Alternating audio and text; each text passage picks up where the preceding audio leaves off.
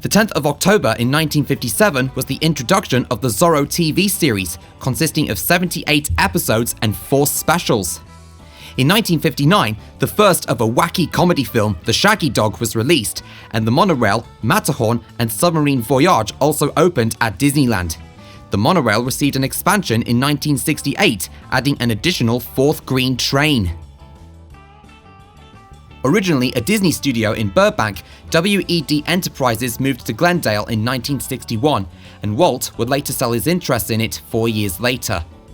The Enchanted Tiki Room opened at Disneyland in 1963, having the first use of all-new audio animatronics technology. It was originally planned to be a restaurant, but it wouldn't have been able to seat many people. 1964 was the year Mary Poppins landed, and it won 5 Oscars for Best Actress, Best Song, Best Music Score, Best Film Editing, and Best Special Visual Effects. After that, the 4 Disney exhibits opened at the New York World's Fair. In 1965, WED Enterprises incorporated as a subsidiary of Walt Disney Productions, and Mappo was also incorporated afterwards. Walt turned his attention towards the problem of improving the quality of urban life in America.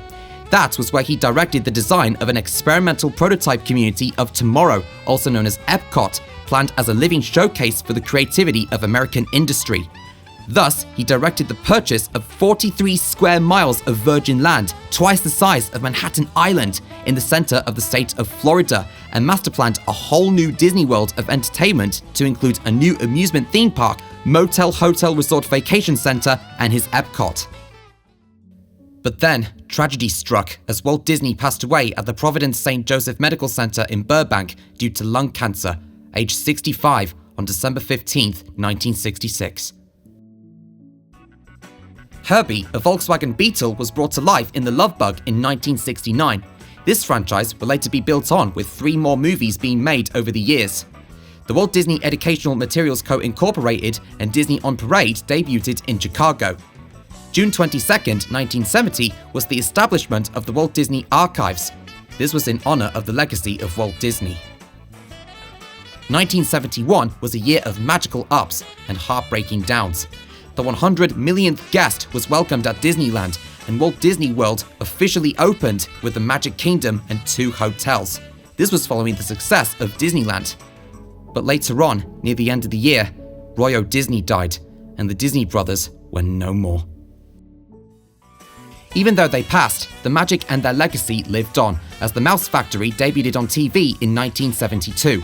Presented and hosted by celebrity guests, it showed clips from various Disney cartoons and films and consisted of 43 episodes, but it would be cancelled after receiving low ratings. It then received a rerun on Disney Channel in 1986. The 16th of October in 1973 marked the 50th anniversary of the company. To celebrate this, they did their first annual report in which they featured a celebration of the company's 50th year. They even made a medal given to all permanent employees at the time. In 1975, the Walt Disney World Village opened, and America on Parade debuted for the bicentennial at both Disneyland and Walt Disney World. In 1976, Walt Disney World welcomed its 50 millionth guest. The new Mickey Mouse Club aired in 1977, and Mickey celebrated his 50th birthday the following year. And that rounds up our time from the 50s to the 70s. Join us again in part 4 as we head into the retro era of the 80s.